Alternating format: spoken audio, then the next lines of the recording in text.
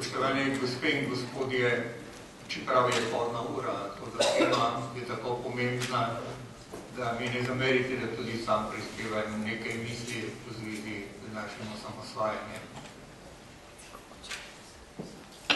Malce prej, ko sem poslušal svoja predgovornika in cenjeno damo, sem se vprašal, kaj je pravzaprav nam največja vrednota kot ljudem, kot posameznikom. In zdelo se mi je, da je za vas, ženske, to rojevanje, otrok, družina, ki jo varujete in hranite. In kaj je potem torej za nas, može in moške, pa je to najpomembneje. Če ni to obramba tega oglišča, domovine in naroda, ki mu pripadaš. Zakaj je to tako poudarjeno? Namreč sam sem bil takrat eden izmed tistih 14, ki jim, težko rečem sicer gospod, ampak Pajer, imenuje velika prevara. Bil sem načelnik manevrske strukture narodne zaščite. Imenoval me Igor Bavčar, gospod Janez Janša je bil tisti, ki me je predlagal, in to ne Krkovič tisti, ki me je povabil k sodelovanju. Dovolite mi, da vam povem kot udeleženec te neposredne razorožitve, kako sem to doživljal kot državljan takratne socialistične republike, predvsem pa kot vojak, kot teritorialec in kot človek slovenske teritorialne obrambe, ki je 22 let skrbela za to, da smo usposabljali slovenskega človeka za obrambo dežele, da smo kupovali orožje z vlastnim denarjem. Imeli smo recimo, samo kot primer, da vam povem, tovarne avtomobilov, četo, ki je bila oborožena s protiletalskimi topoli, ki so jo kupili delavci te tovarne. In da ne naštevam, kaj še vse. Zato je razorožitev slovenske teritorialne obrambe z mojega zornega kota bilo dejanje, ki ga po tragičnosti v življenju nisem doživel, ko sem resnično, verjemite, marsikaj preživel. Kako se je stvar odvijala? Ni res, da niso vedeli tisti, ki danes to trdijo. Za vso odgovornostjo vam povem, da sem takrat, ko sem dobil to informacijo, neposredno v ukrajinskem štabu Vzhodno-Štajerske, takrat ČTO SRS, poklical izvršnega sekretarja za SLO in DS, ki sem mu odgovarjal, Silva Komarja. In po telefonu, pa ne štava, seveda tako naivno nisem bil, ker vem, da so gospodje iz jugoslovanske ljudske armade budno spremljali naše delovanje. Šel sem v avtoprevoz k soprogi in od tam poklical Centralni komitej Zveze komunistov Slovenije. In ga vprašal za navodila, kaj storiti, ker sem izvedel, da se to dogaja in da se bo dogajalo v naslednjih dneh. Spoštovani, na odgovor čakam še danes. In potem se je zgodba seveda začela odvijati.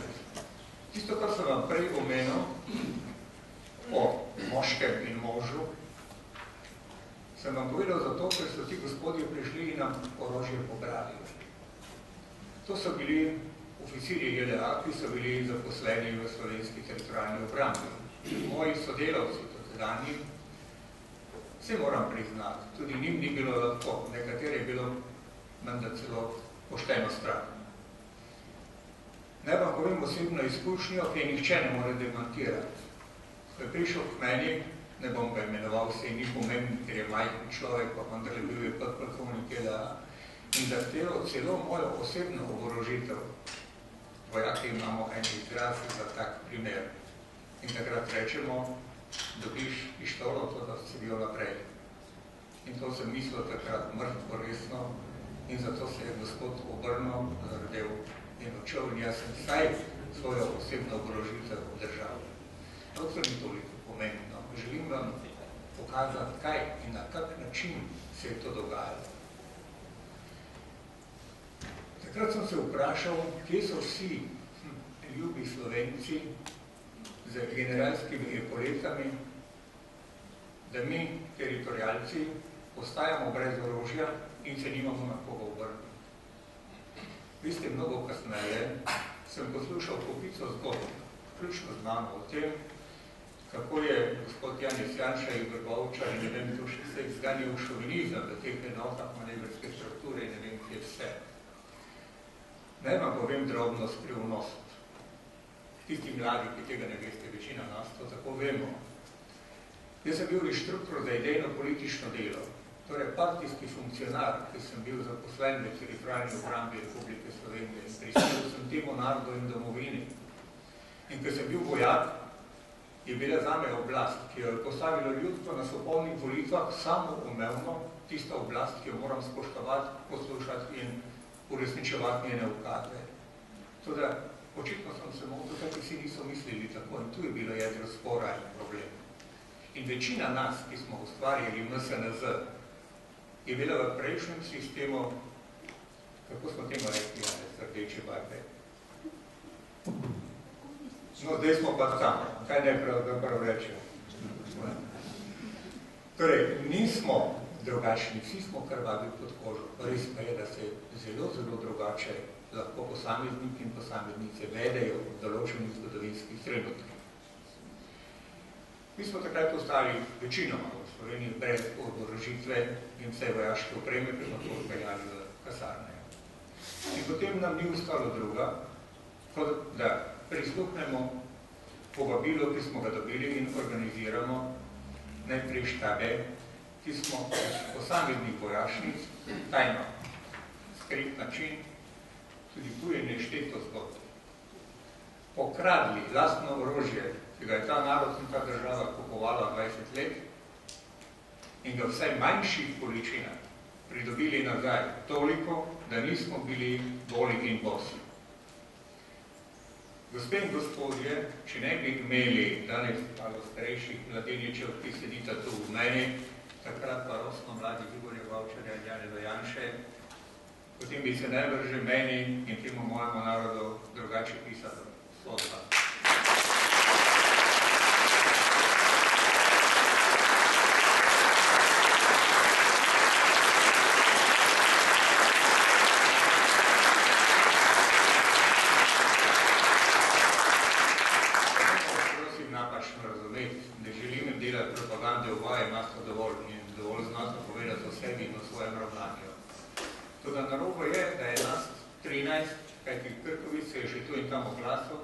Nas ostalih 13 iz manevrske strukture, ki smo to ustvarjali pod vodstvom teh dveh gospodov, pa smo molčali do zdaj iz preprostega razloga, ker smo pač vojaki in možje ponosni nase in nismo želeli razkladati podrobnosti tega, kar smo storili in za koga in zakaj smo storili.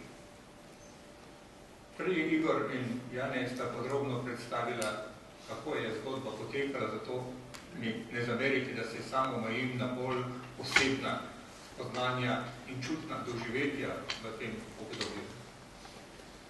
Mi smo takrat delali na 24 ur.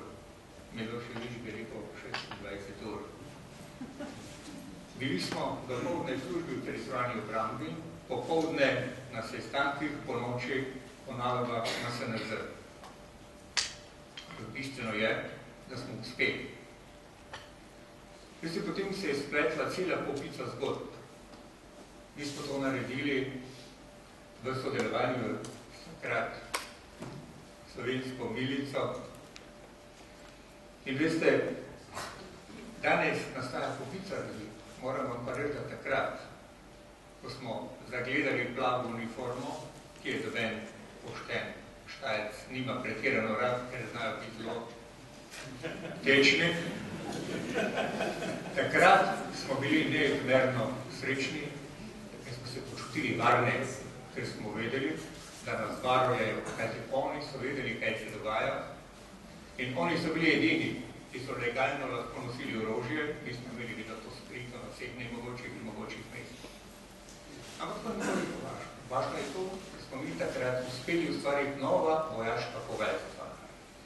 In tudi to najbrž nekaterim noče danes biti jasno. Torej, kot Janez Janša lepo povedal, kako pa naj zaupamo tistim vojaškim poveljstvom, ki so predala orožje. Jaz ne bom zahajal v podrobnosti, zakaj je kdo, ali iz strahu, ali iz preračunljivosti, ampak to so bolj dejstva. In zato je nova oblast. Povedala sta, kaj sta dobila. Na ministerskih položajih, oziroma na takratnih položajih republiških sekretarjev, od svojih predhodnikov. Jaz pa zdaj nekaj druga sprašujem. Sprašujem se, kaj je ta odzem in predaja orožja. Zame, od vojaka takrat, ki me je plačeval ta moj narod za to, da branim to deželo, je to izdaja. Ni dobenega drugega izraza. Lahko je velika, lahko je še kaj drugo. Ampak zame je najpomembneje to, da je to izdaja. Ali poznate oblast, državo in narod, ki to dovoljuje, dopušča in tega ne sankcionira?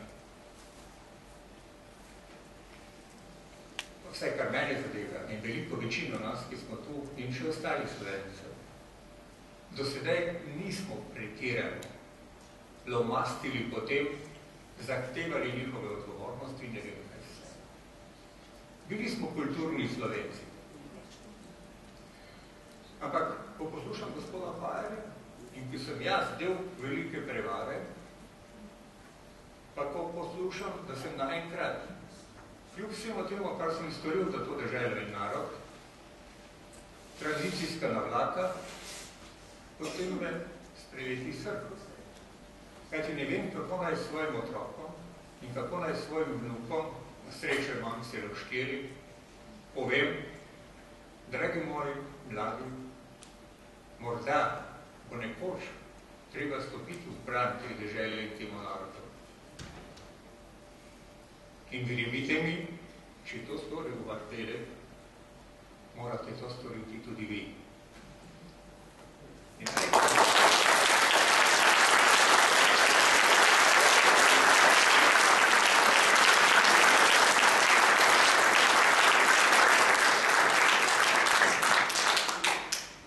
Ne vam je bilo smešno to, da poleg vsakoletnega priznanja, ki ga doživim v obliku čestitke mojega spoštovanega voditelja Janeza za rojstni dan, tam enkrat na morju moja vnuka, ki sta bila stara približno 6 let takrat, vprašala, ko smo se sprehajali v tem kamenju in govorovem vodičku, dedek, ti si heroj.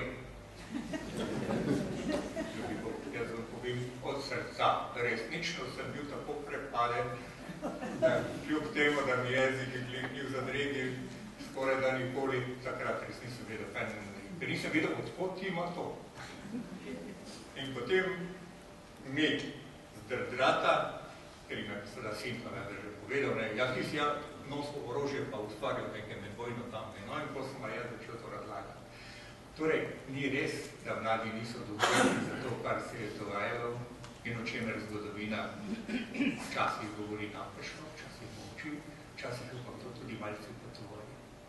So občutljivi, zato moramo znati to tudi povedati. Naj zaključim z mislijo, ki je zapisana na tem listu, in sicer je to en dokumentarni film, ki ima naslov Operacija 2162, to je namreč formacija vojaške strukture narodne zaščite. In da v tem dokumentarnem filmu nastopamo vsi mi, pa je akteri te velike prevare. Na koncu pa piše naslednje, sporočilo filma je, torej nič mi o tem ne govorimo, o tem govori avtor in tisti, ki so ta film ustvarjali. Pravi, če se organizirano po principu partizanskih trojk in jav v globoki ilegali, ki je zelo malo ljudi vedelo za projekt MSNZ, ne bi potekalo natančno tako, kot je, bi bil hudič. Če torej nad usodo Slovenije ne bi nesebično bedeli junaški, do včeraj anonimni fantje, bi se Slovenci danes zbojali kdo ve kje, če bi se zbojali.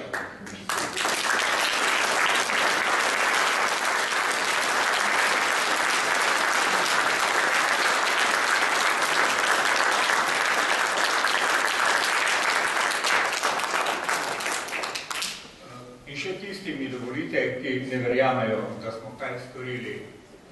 10-dnevna vojna je morda res bila operetna, tako kot pravi, da je že pokojni general Tuđman.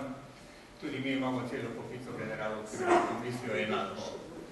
Toda sam kot udeleženec te vojne mislim, da je pomembno pri ocenjevanju vojne ne število grobov, porušenih domov in hektolitrov krvi, ampak koliko smo uspeli tega ohraniti. In mi smo ohranili največ, kar je bilo mogoče, zahvaljujoč temu, ki sem jih prej pomenil, da vse ostale